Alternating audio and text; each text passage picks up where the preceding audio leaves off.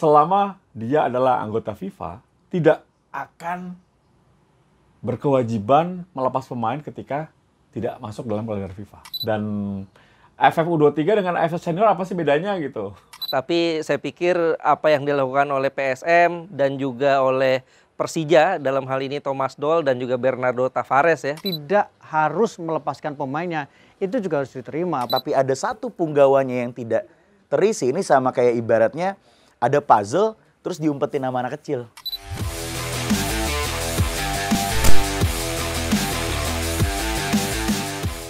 Di atas kertas semuanya indah, di atas kertas semuanya sempurna. Meskipun dalam kenyataannya tidak sesuai dengan ekspektasi kita. Tinggal bagaimana kita menyikapinya. Kali ini di atas kertas akan menyikapi sebuah hal yang sedang panas ketika Pak Sumarji dari Badan Tim Nasional marah. Kenapa Persija dan PSM Makassar tidak melepas pemainnya? Persija tidak melepas Rizky Ridho, PSM tidak melepas Zaki Ashraf yang dipanggil oleh pelatih Sintayong untuk pemusatan latihan tanggal 10 hingga tanggal 14. Tentunya ini ada alasan kenapa Bernardo Tavares dan juga Thomas Doll tidak melepas pemainnya. Nah, sebelum gue bahas ke sana, jangan lupa subscribe dan juga nyalakan notifikasi lonceng, share videonya kemana-mana sehingga semakin banyak nih subscriber dari Tes Pro TV. Baru 50.000, ayo bikin sampai 100.000, jadi semakin berkembang, jadi semakin bisa memberikan informasi sepak bola untuk teman-teman semuanya. Nah, oke. AFF U23 itu sebetulnya dimulai tanggal 17 Agustus hingga 26 Agustus di Thailand. Dan Indonesia tergabung di grup B, grup yang relatif tricky, menghadapi Timor Leste dan juga Malaysia. Kita akan bertanding menghadapi Timor Leste tanggal 18, tanggal 20 Agustus kita akan menghadapi Malaysia. Di atas kertas harusnya lolos sebagai juara grup. Ya, tapi persiapan itu tidak mulus. Ya seperti biasalah. Kalau mulus bukan di Indonesia. Dari dulu antara TC dengan kompetisi selalu berbenturan. Nah, ini sebetulnya kan sudah di jauh hari sebelumnya sudah dikasih tahu bahwa akan ada AFF U23, AFF Senior, AFC U23, AFC Senior. Jadi memang cukup padat ya. Kualifikasi Piala Dunia juga ada. Harusnya semuanya sudah dirancang dengan baik. Tetapi, kenapa pelatih tidak melepas? Gua kali ini melihat bahwa tidak salah Thomas Doll dan Bernardo Tavares. Karena memang ini bukan kalender resmi FIFA. Di ujung dunia manapun, selama dia adalah anggota FIFA, tidak akan berkewajiban melepas pemain ketika tidak masuk dalam kalender FIFA. Semua aturan seperti itu. Kecuali AFC, Piala Eropa, Piala Dunia gitu. Itu pasti klub wajib kalau tidak melepas pemainnya ke tim nasional, klub itu akan dapat sanksi. Karena hak setiap pemain untuk masuk tim nasional, tapi bukan kewajiban klub untuk melepas pemainnya jika tidak masuk kalender resmi FIFA. Jadi di sini kurang ngopi bareng harusnya Pak Sumarji, Badan Tim Nasional atau PSSI duduk bareng sama klub. Mohon maaf kami mengganggu kalian. Karena ini bukan kalender resmi FIFA, kami mohon dong minta pemainnya untuk berjuang bersama Merah Putih. Kalau klub tidak mau, ya jangan marah. Karena ini kan minta tolong. Gitu. Karena memang ini bukan kewajiban klub melepas pemain. Tapi kalau AFC nanti, saya manggil 3 dari Persija, 3 dari Persib, 2 dari PSM, 7 dari Persebaya misalnya. 10 dari Borneo gitu. Kalau nggak ngasih baru dapat sanksi. Karena itu adalah kalender resmi FIFA. Jadi di sini udah fix ya. Ini hanya kurang komunikasi menurut gua. Jadi sebetulnya PSSI, BTN sama klub itu harus lebih sering ngopi bareng lah, koordinasi. Kalaupun nggak boleh 3 ya 1 pemain saja. Kalau 1 nggak boleh juga ya sudah, nggak usah marah-marah. Seperti itu. Kemudian apakah memang Rizky Ridho dan juga Zaki Ashraf ini penting untuk Sintayong sehingga sepertinya Pak Sumarji ngotot banget gitu. Kalau sengotot itu berarti sangat penting bagi Sintayong karena ya kita tahu Rizky Ridho memiliki kemampuan cukup bagus dalam bertahan di belakang, kepemimpinannya juga ada sebagai kapten bisa. Zaki Ashraf juga pemain yang bisa berposisi sebagai defensive midfielder, bertahannya bagus. Jadi memang 2 pemain ini sangat penting. Mungkin akan mengganggu Sinteyong sedikit, tapi tidak akan berpengaruh besar sebetulnya. Karena kan memang ini targetnya apa ya? AFF U23 kalau kita nggak juara itu nggak apa-apa gitu. Kasihlah pemain muda untuk bertanding. Meskipun memang kita tahu di musim kompetisi ini banyak pemain muda yang memang diwajibkan untuk tampil di starting 11. Ini sudah cukup bagus. Semoga saja hal-hal seperti ini, hal kecil seperti ini tidak terulang kembali ya di kemudian hari. Berikutnya, ada statement dari Sinteyong mengatakan bahwa seharusnya Piala AFF U23 ini dihapuskan saja karena memang tidak ada faedahnya. Kali ini gue sepakat coach dengan Anda coach. Gue salah satu yang sepakat karena apa? Tanggung. Kalau AFF U16, gue masih setuju karena itu nanti ada hubungannya dengan timnas U17 kan di AFC. Kemudian AFF U19, oke, gue masih setuju karena itu salah satu ajang untuk mencari pemain junior yang naik ke level senior. Tapi kalau AFF U23 buat apa gitu? Udah ganggu kompetisi, bikin ricuh, terus bingung juga. Kecuali kalau masuk kalender resmi FIFA ya. Kalau AFF masuk kalender resmi FIFA nggak apa-apa. Nanti kalau nggak masuk kan bakal terulang kembali masalah-masalah seperti ini. Dan AFF U23 dengan AFF senior apa sih bedanya gitu? Jadi lebih baik sih dihapuskan saja. Apakah memang ini cari cuannya AFF? Tapi menurut gua sih tidak berfaedah lah. Lebih baik langsung senior aja dari AFF U19 langsung senior. Kecuali kalau AFF ini diperjuangkan oleh tim-tim negara ASEAN untuk menjadi kalender resmi FIFA. Kalau itu wah oke. Nah, itu opini gua. Tentunya tidak sah kalau teman-teman gue tidak ikut beropini dong. Nah, kita coba tanyakan bagaimana pendapat Bung Abdul Haris, Bung Ma'ruf Erumi, dan juga Bung Kris berbicara mengenai apa yang tadi gue bahas. Oke, inilah pendapat mereka. Ya, kalau gue pikir ini di satu sisi ya, kita ini lihat dari berbagai sisi.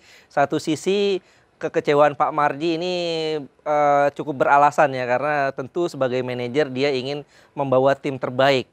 Tapi saya pikir apa yang dilakukan oleh PSM dan juga oleh Persija, dalam hal ini Thomas Doll dan juga Bernardo Tavares ya, pelatih PSM, cukup beralasan juga. Mereka perlu mendapatkan tim terbaik juga. Rizky Ridho ini menjadi pemain inti di Persija Jakarta, sehingga dengan target juara yang dibebankan pada Thomas Doll, dia penting untuk memastikan pemain-pemain terbaiknya ada dalam skuadnya, dan dia mengatakan tidak akan melepasnya, dan itu juga wajar.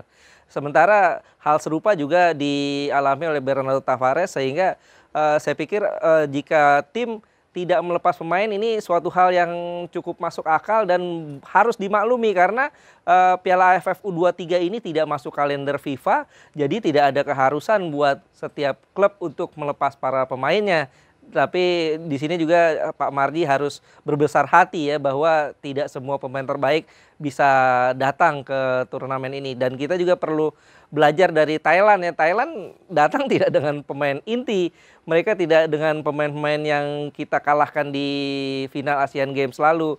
Hanya beberapa pemain yang inti yang dibawa ke Thailand. Padahal mereka sebagai tuan rumah, artinya memang mereka tidak memaksakan klub-klub untuk melepas pemainnya di tengah kompetisi berlangsung.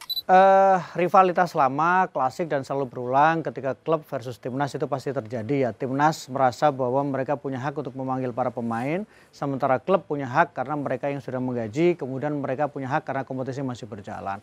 Solusinya seperti apa ya? Solusinya adalah ya ketemu aja, ngobrol aja bagaimana kemudian yang terbaik. Tetapi bahwa kalau kita bicara alasannya ini misalnya bukan agenda resmi FIFA, sehingga klub tidak berhak kemudian tidak harus melepaskan pemainnya, itu juga harus diterima. Apalagi sebagian besar pemain yang dipanggil itu adalah pemain yang mereka sudah menjadi tulang punggung dari timnya. Jadi solusinya sebenarnya sesimpel bahwa ketemu saja dan kemudian bagaimana cara solusinya. Tapi yang juga menjadi catatan lain adalah bahwa kalaupun misalnya pemain dari Persija, pemain dari PSM tidak bisa dipanggil, tidak bisa menjadi alasan bahwa tim ini menjadi tidak kompetitif. Tim tetap harus menjadi kompetitif, dan tugas dari pelatih adalah menemukan siapa pemain yang pas untuk menggantikan posisi dari pemain-pemain yang dipanggil baik dari Persija ataupun dari PSM. Sebenarnya kembali lagi, ini kan sebenarnya dilematis karena kan kalau kita bicara sepak bola ini kan sistemnya semua ada, mulai dari klub, Lalu di klub itu pemain bermain di klub, lalu habis itu ada tim nasional juga. Nah sebenarnya sangat disayangkan kalau sampai amarah atau kemarahan ini harus diketahui oleh publik. Kenapa tidak dibahas di dalam dulu nih, baru sampai akhirnya publik tahu dan akhirnya oh oke, udah selesai kok gitu. Maksudnya kenapa nggak diselesaikan dari dalam dulu gitu, karena dari pihak federasi dan dari pihak klub dan juga yang menyelenggarakan kompetisi ini kan pasti saling berkesinambungan. Karena kembali lagi ini adalah ekosistem. Coba Mbok ya diomongin baik-baik dulu karena kayaknya damai lebih enak deh Pak. Gitu sih kalau Chris ya.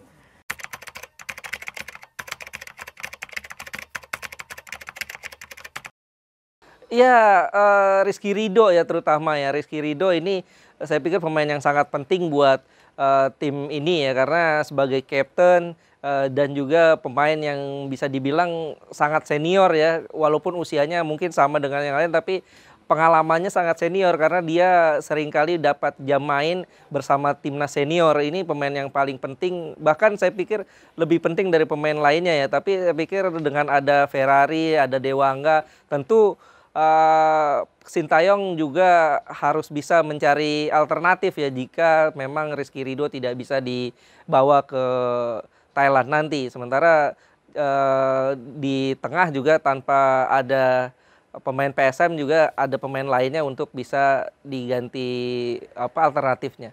Ya pasti penting lah. Rizky Ridho pemain punya pengalaman, dia leader dengan usia yang sangat muda tapi penampilan sudah sangat matang, mendapatkan kepercayaan di era Sintayong bersama dengan timnas senior, bahkan juga berperan ketika juga bersama dengan Indra Safri. Jadi adalah pemain yang sangat penting.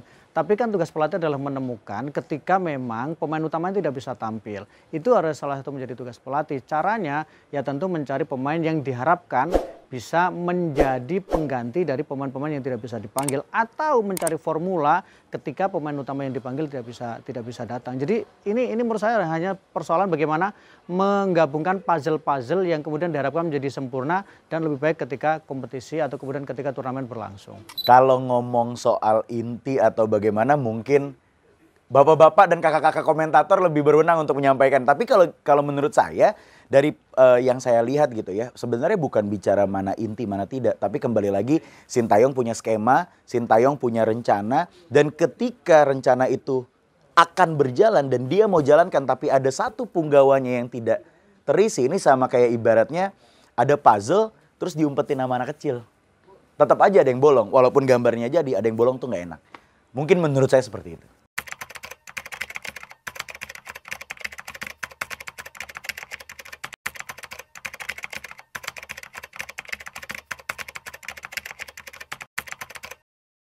Setuju tuh, gue setuju ya. Karena kenapa? Karena U23 itu levelnya udah level senior. Dan U23 itu pemain-pemain kita, semua kita lihat pemain timnas senior kita rata-rata usianya usia U23. Dan juga pemain-pemain usia U23 ini hampir semuanya jadi andalan di klubnya masing-masing. Rizky Ridho, Witan Sulaiman, ya, Rio Fahmi, dan juga Hernando Ari. Jadi kalau seandainya ada kompetisi U23 di tengah kompetisi yang sedang berlangsung di setiap negara, tentu ini merusak tatanan kompetisi itu, merusak persaingan di kompetisi itu ya. Sehingga kalau saya pikir nggak perlu aja itu ada Piala AFF U23 ya. Kalau U20 it's okay lah, U17 it's okay lah. Karena mereka memang perlu banyak bertanding, perlu jam kompetisi yang lebih banyak. Sementara U23 ya cukup bermain di kompetisi liga masing-masing ya. Kalau mereka ada dan harus ditarik ke timnas di saat kompetisi berlangsung, tentu ini akan sangat merugikan buat klub dalam persaingan juara di liga tersebut. Bahwa ini mengganggu kinerja dari kompetisi, iya. Mengganggu lajurnya kompetisi, iya. Tetapi bahkan penting tidak penting menurut saya adalah ketika misalnya diputuskan federasi berpartisipasi, berarti menjadi sangat penting. Karena ini adalah bagian dari leveling untuk bagaimana caranya pemain-pemain muda itu tetap bisa mendapatkan kepercayaan, mendapatkan jam terbang.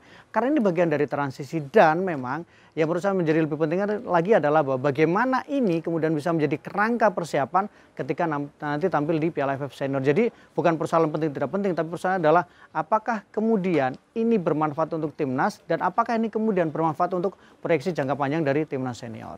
Tapi saya sejujurnya dalam tanda kutip cukup setuju dengan AFF-nya ya, bukan tim nasional, AFF-nya itu tidak usah ditiadakan karena memang kembali lagi usianya lebih rapat. Kenapa tidak diarahkan ke U18 atau mungkin U20 atau mungkin yang kelas-kelas junior gitu, karena kalau kita perhatiin kan sebenarnya yang paling dibutuhkan sekarang kan pembinaan dari benar-benar dari bawah sampai kalau 2-3 kan kayaknya udah nanggung-nanggung mau senior.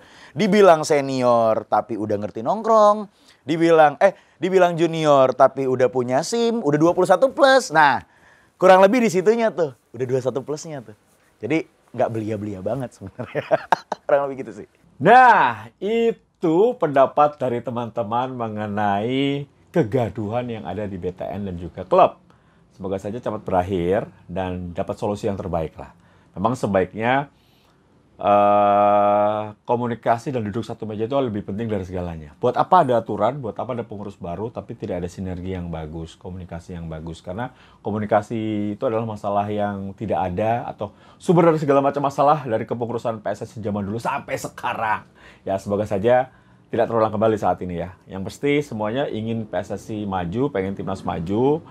Mungkin caranya berbeda sehingga ada gesekan. Tapi semoga saja tidak ada impact yang negatif ya. Itu opini dari Tes10 TV untuk teman-teman. Semoga bermanfaat. Jangan lupa subscribe. Kita ketemu lagi di konten berikutnya. Tiago Bro, sign out. Bye.